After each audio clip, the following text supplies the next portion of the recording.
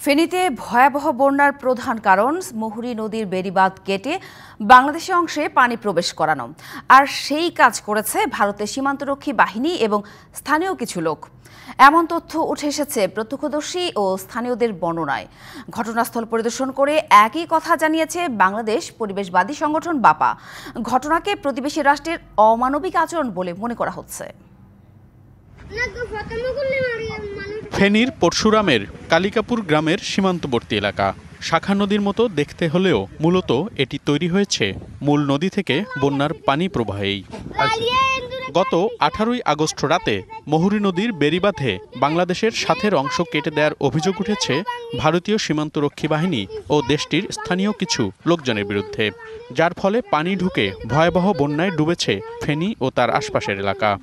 ভারতের বিএসএফ বাঁধ কাটতে আসছিল আমাদের বাংলাদেশের ভিতরে ঢুকে। তো আমাদের এলাকার মুরব্বী যারা ছিল, ভাইবাদা যারা ছিল, তারা করার পরে তখন ওরা রাত 2টা বাজে বাঁধটা কেটে দিতে হয়েছে। প্রথমে ইন্ডিয়ার বিএসএফ বাংলাদেশের এই যে আমরা যেখানে এখন দাঁড়িয়ে আছি অবস্থান করতেছি, এই বেড়িবাঁধটা কাটার জন্য ওরা চেষ্টা করছিল। এসে বাঁধটা কাটার ফলে যে পানির ফ্লো এসছে, এখানে যে বিরানভূমির মতো এখন দেখতে পাচ্ছি এবং ধ্বংসযজ্ঞ দেখতে পাচ্ছি।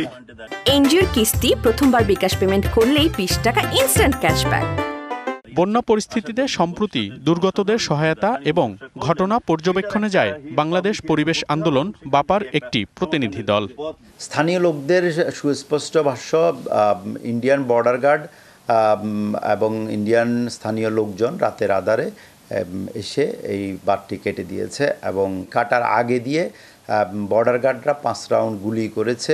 অল্প করে কাটার পরে ওখান দিয়ে যখন বেশি পানি প্রবাহিত হয় তখন পুরা বাঁধটি ভেঙে যায়। 500 ফিট বা তারও বেশি প্রস্থের জায়গা ভেঙে সেখান দিয়ে প্রচণ্ড বেগে পানি প্রবাহিত হয়েছে এবং যখন বাঁধ ভেঙেছে আনুমানিক 50 ফিটের উচ্চতার পানি ওই এলাকা দিয়ে প্রবাহিত হয়েছে।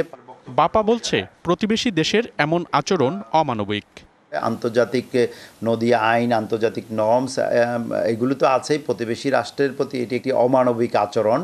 এটি পরিকল্পিত বলাচ্ছে, এটি যে ক্রিয়েটেড একটি দুর্যোগ সেটিতে মানে কোনো সন্দেহ নাই, কারণ বাঁধ কাটার প্রমাণ ওখানে এখনও বিদ্যমান রয়েছে। বাংলাদেশের সাথে অভিন্ন নদীর পানির ন্যায্য হিস্সা আদায় এবং উজানে পানি ধরে রাখা ও পানি ছাড়ার আন্তর্জাতিক নিয়ম মানাতে প্রতিবেশী দেশগুলোর সাথে শক্ত আলোচনার তাগিদ দিয়েছেন সংশ্লিষ্টরা। মনিরুল সোহাগ, ডিবিসি নিউজ, ঢাকা।